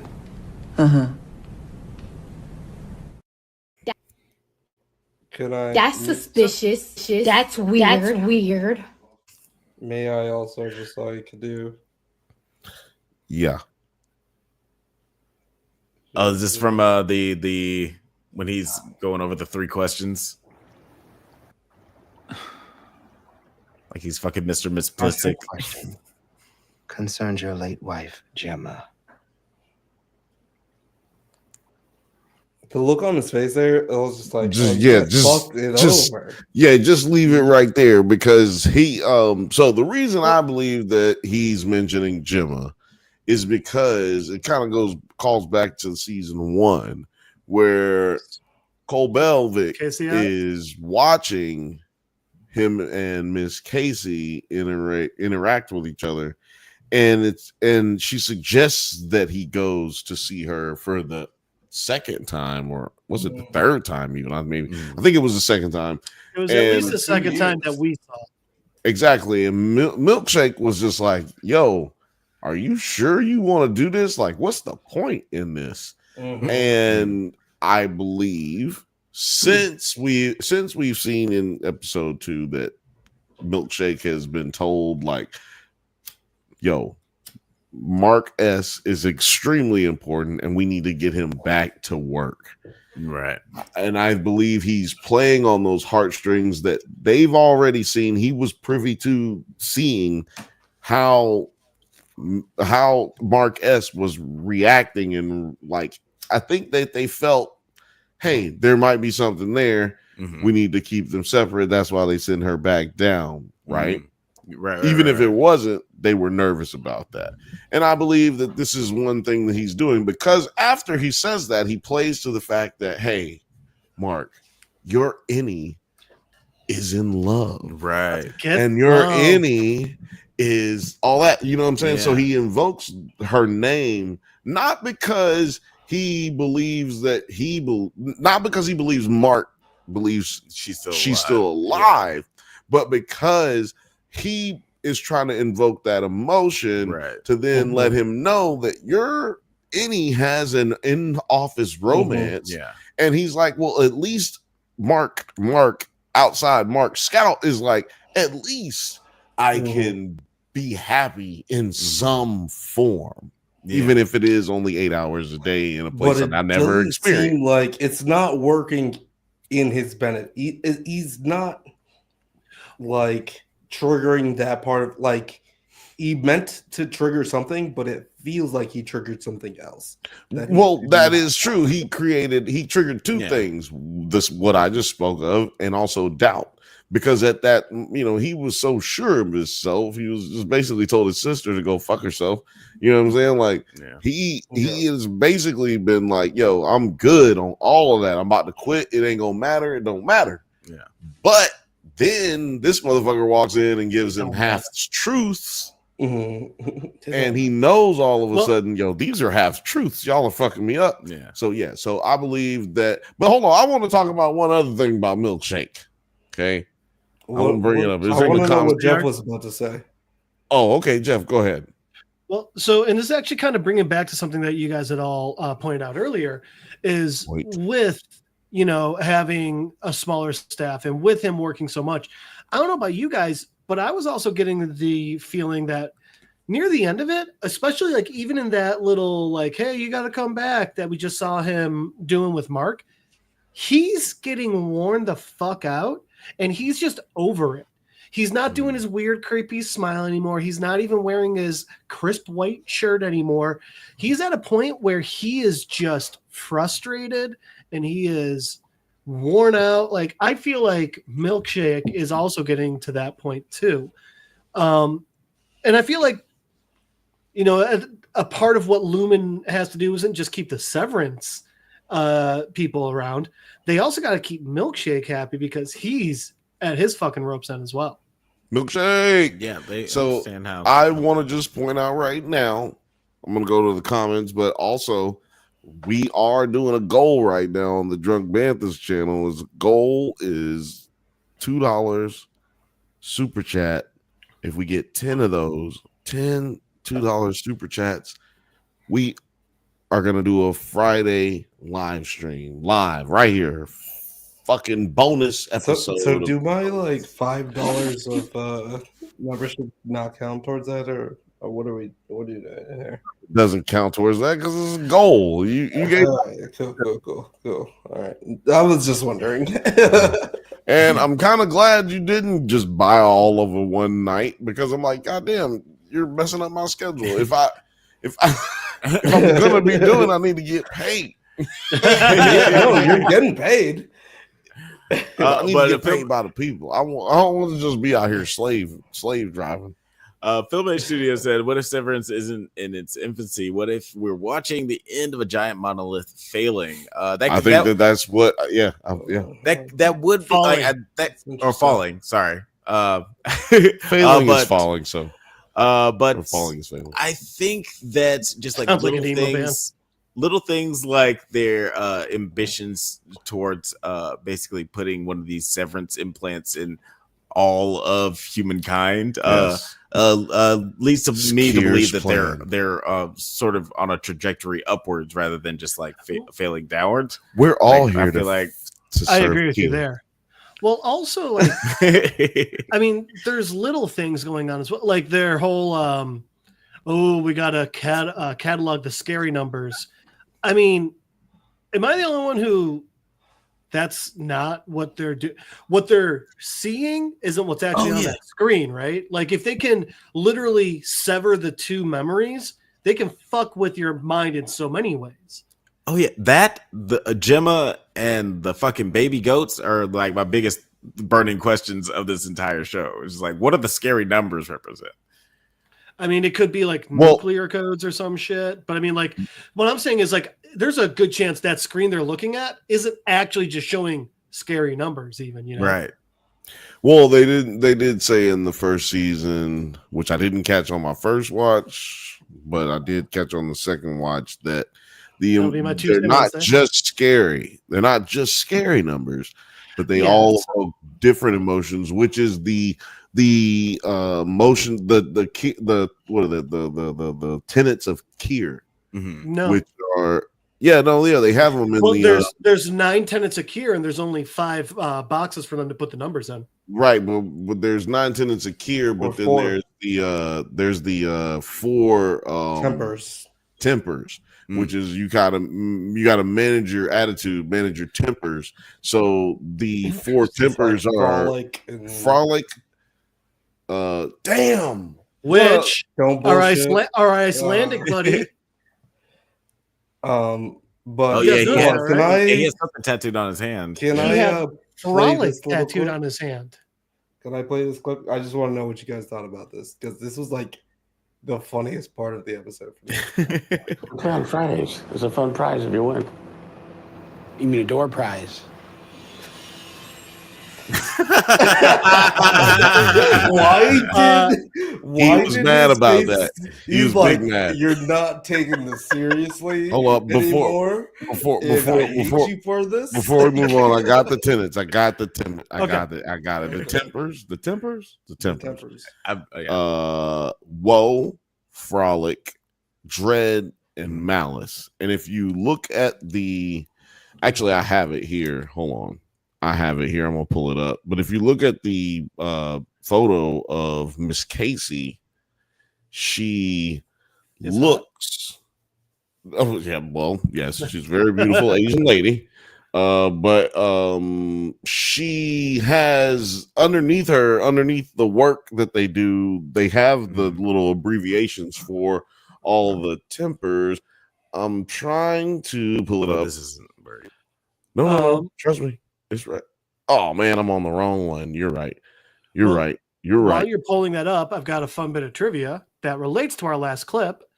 Dan Erickson, the guy that created Severance, he got the idea because he was just at a bullshit job, and he was like, I wish I could just disassociate for 8 hours every day because his job was that bad. The job was a door manufacturer. But I can single it out.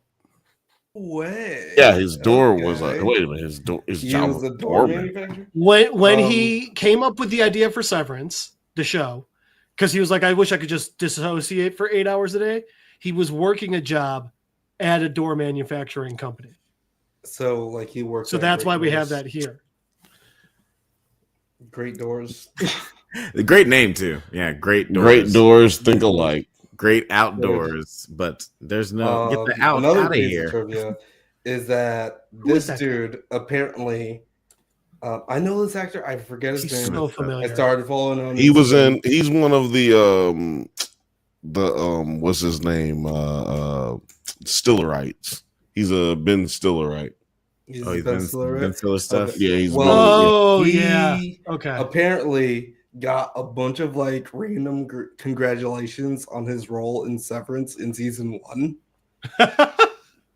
And like I was just looking at this, like when he up, I was just like, why do they look so much like what is going on in this scene? I just loved it. I thought it was hilarious. And then its depiction of like Severance discrimination was amazing to me because he's sorry. Really did not mean to do that. Literally didn't mean to do that. Here you go. Y'all can keep talking about this until I can pull that up in a second. But it was just really funny. And then I did like how the operation of all of these doors Do I follow it were professionally? like We play on Fridays. kind of almost like when they cross each other. Cut they the look sound. like Cut the sound. Just cut the sound while you play. They looked like elevators opening up. It was like very. Oh yeah. Yeah, but also it looked very. Very Monsters Inc. Yeah, Monsters Inc. I thought it was pretty interesting. I got some, Home Improvement vibes. I got some Tim the Toolman Taylor vibes. That's what Thoreau I got. has 125 acting credits. Jesus. Oh, Jesus. Yeah, It's because everybody needs a fat, light-skinned, black or Mexican, ambiguously urban man. You need a fat, ambiguously urban man, and that is a very specific thing. Yeah, that's a niche. Like that's a niche that nobody and it's can funny touch because unless you get a lot of Big Macs. I really like this scene because like it shows the like I don't know, just like the weird work place environment. The weird workplace environment for this new work lifestyle. Like, if you're severed, you're probably going to be looked at a certain way if you go out into the real workforce. It's like, oh, do you even have like a good work ethic? Like, you don't even know what time, like how many days of the like how what was the last time you actually worked? Your only skill is really showing up on time. Because shout out to Phil May. If you've been doing this for 2 to 3 years, then you actually don't have any work experience. You only have experience by prowess of your severed self. So like you have the potential, but like all of that is gone with a different company. And we have no idea what you don't know what you were doing down there. Right. So how do we know that you're going to be good for our company? Shout out to Phil Mage. He's donated twice. Bro, I was waiting. Oh no, I was waiting for those two to be in something. Yeah, because if you pull those guys back up, he was talking about the dudes that we was talking about. He said he was waiting for them to be in something, and here you go. These are your wet dreams coming to life. Zach Cherry and Adrian Martinez. And also, if you hit the super chat, we got a free Friday show. Come on, baby. I'm going to get butt naked on the show. On Friday, baby. Butt naked. Booty, butt, cheeks. Wubba lubba dub dub. But after hearing that, later on in our episode, after hearing Mark's plea to the board, Milchick rehires Dylan and Irving, while the board decides to send Helena back to work. Mark runs Kobo while returning home and demands answers about Gemma, but she angrily drives away. And this was another point, like I was mentioning before, like we don't know if Kobo actually accepts the position that was offered to her by Lumen, and we don't really know where Mark is feeling about all this. Like he seems very adamant that his wife is dead, and he doesn't want to just like go down this conspiracy rabbit hole. But this raises some questions. Cobell's reaction to this whole situation. What do you think, Rick?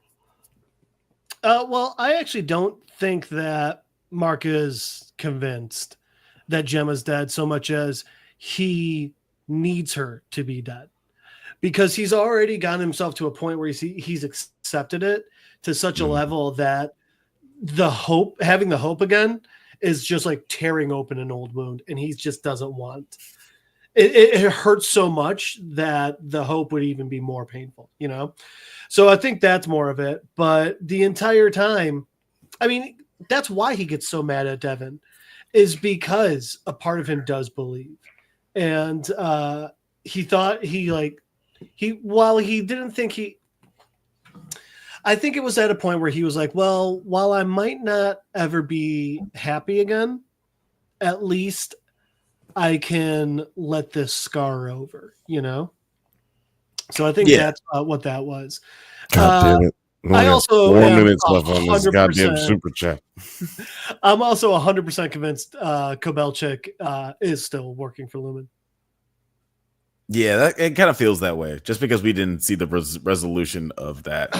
Also, let's be honest, the opening theme. I was like, all right, she's still working. Who's going to try on this first name? Kyle Tintin?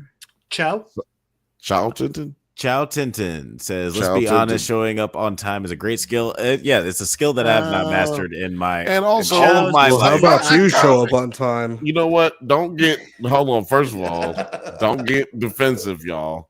We are late all the time on this podcast. That's why y'all got defensive. But also, I don't think it's that hard. I'm just saying, my day starts at 9. I log in at 9:04. Chow needs to make sure he's here on time. We need to see you here, big dog. And also, we only got 3 fucking minutes left for the goddamn super chats. Yeah. Come on, man. Y'all don't want no show on Friday? Y'all don't like me? So on this one with Devin, I'm really glad that she has a lot. She has a lot to do this season. And I like that she's like, I like her. Okay, the beginning of this episode, you were holding her picture saying she's alive. I don't think that that's what the thing is with like the baby and everything that her husband was trying to cook up. Like, I love that she's like being that driving force a bit, but also like, is there...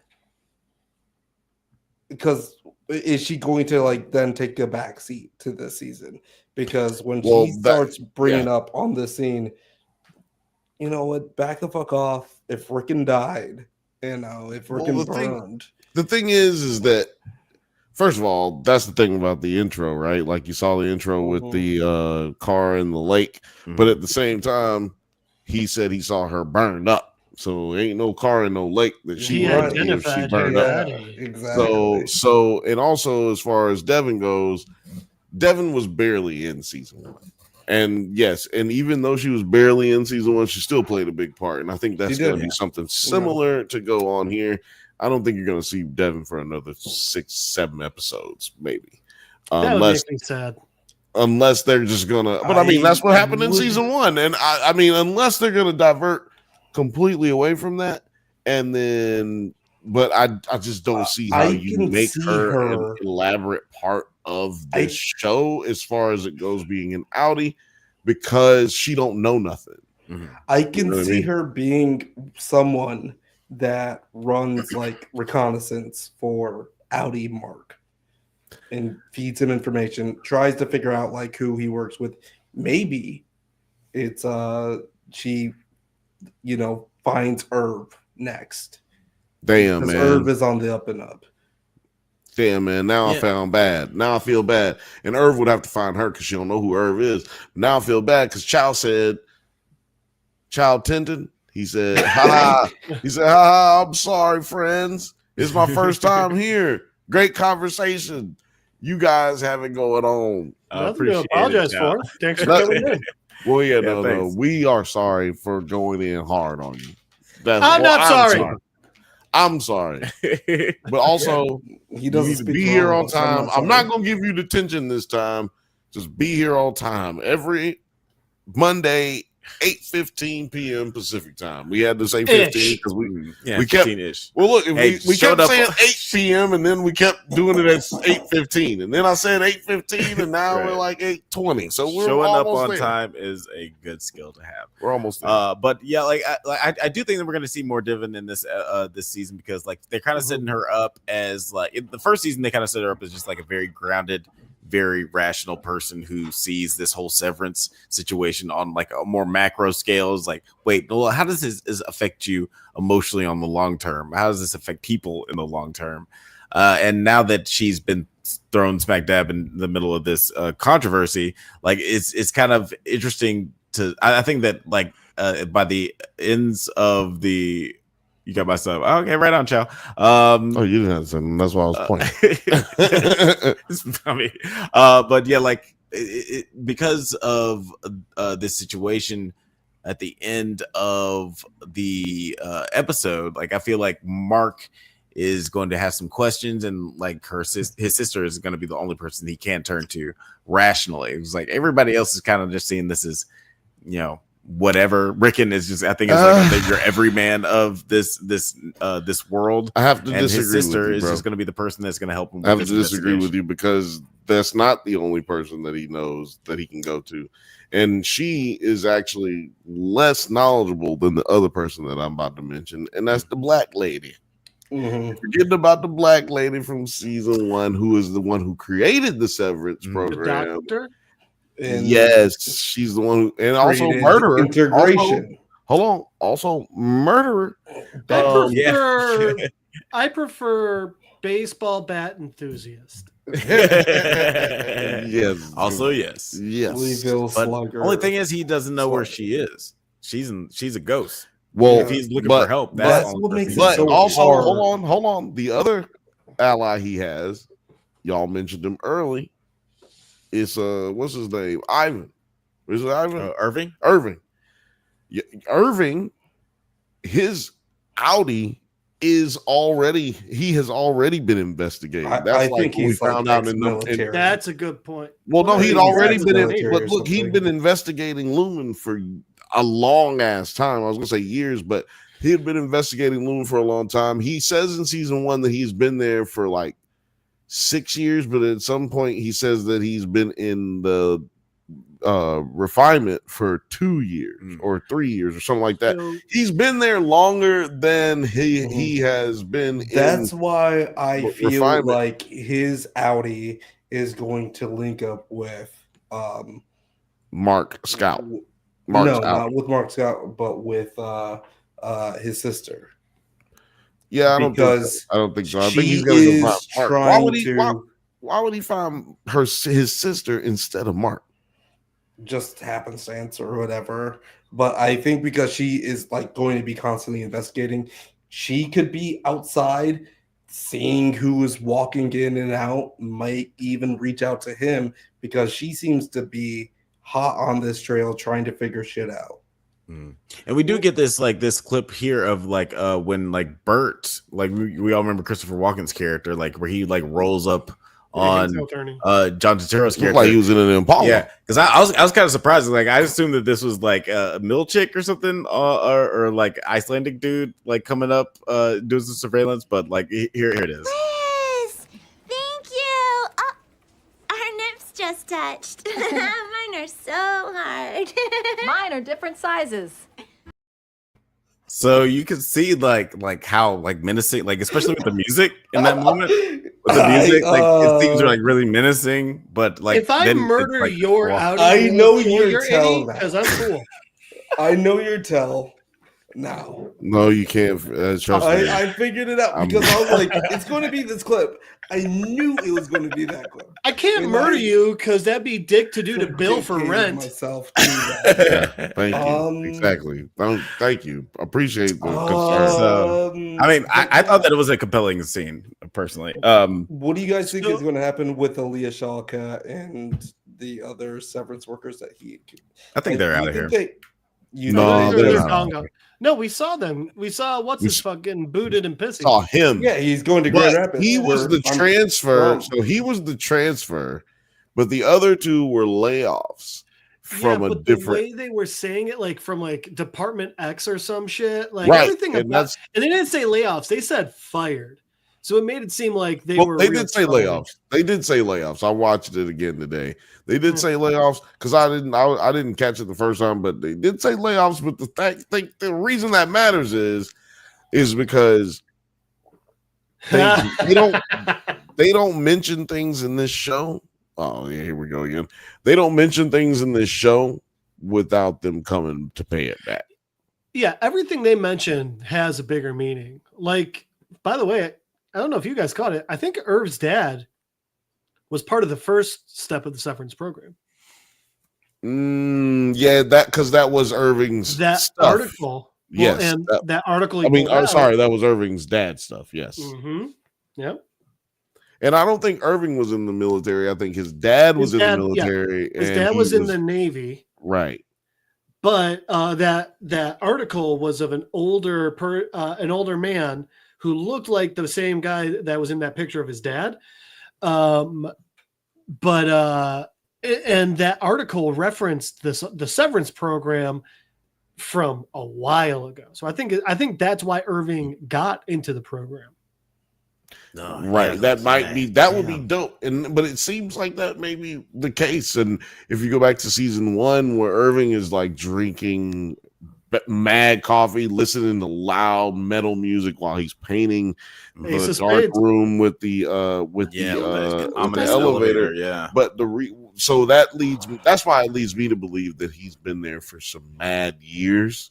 Because he's seen that elevator. You'd have to seen it to even know what to draw, right? Then also he was staying up so that his brain would integrate naturally, like he could somehow send a signal to himself. Because when he gets on the phone, he says, "Hey, my innie got the message." And what message could he be trying to send to himself other than, "Hey, this is not right. Hey, let's bone Bert." I feel like let's burn this motherfucker to the ground. The sacred rule of television nowadays is that if your parent, either one of your parents was ex-military, that means you have all of the skills of your parents. And you are also ex-military. Like, my dad was in the military, so all of a sudden I know how to deactivate a bomb. That is basically the rules of television right now. But I want to know what you fetid moppets are. Like, what's your wildest theories for this? Fetid Moffat. I think that his. I'm gonna say real quick because I gotta go pee. I think Fetid Moffat is. I think he came in there thinking, "Is this still the same bitch? Like, is this the Audi? Is this the innie still?" Because he was like Fetid Moffat. Fetid Moffat means basically like.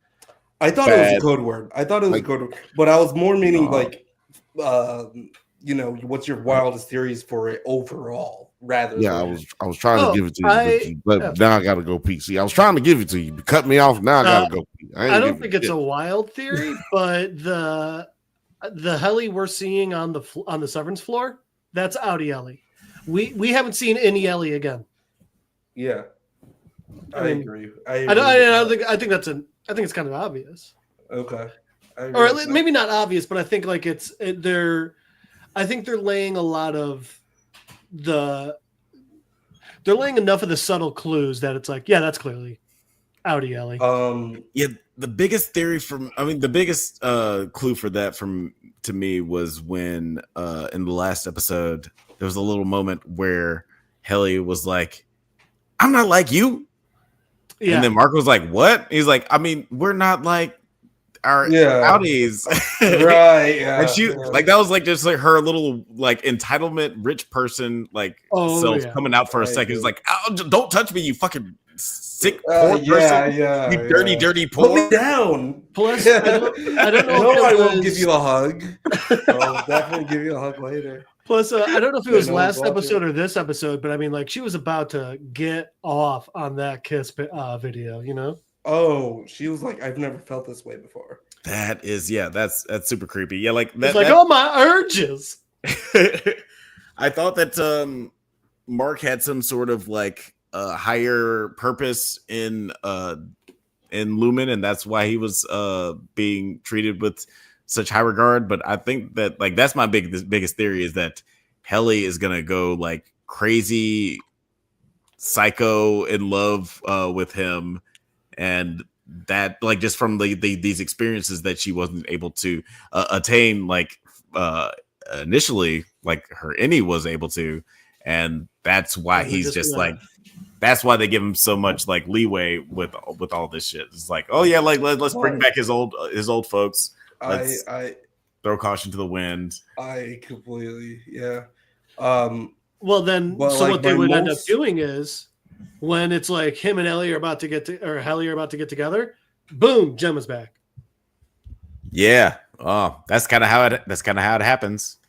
As soon as things working out with Matt Murdock and Karen Page, here comes Elektra. Well, I don't know about that so far. I think that could be a possibility, but I do want to say that Helena, when she was watching that video, yes, she was getting all hot in the pants for sure. She did get off on that. Hey, it was a skirt. Oh yeah, you're right. I should be more respectful. And I do believe that she looked in that moment with envy. She switched camera angles. Mm-hmm. Her eyes did light up and get dilated. They've made it a very big point to focus on that. Really well. And I think that the people who have the theory that Hallie is Helena, anybody who thinks that Helly is Helena in the that was my floor. Theory. We haven't seen any. I said we haven't seen any Helly this season. Right, but anyone who has that theory, that leads you to that gives you more evidence. But then if you think that she is Helly, I mean, you could go point to the fact that when Helena went to get back into, like when she went back down to the severed floor, she did not look comfortable, and she also looked like she was concerned, you know what I'm saying? And I think that's because her Innie tried to kill her. And also she thought that this was the end of what she was going to go through. So there's the possibility that Helena didn't go down there with didn't go down there as herself and went down severed, right?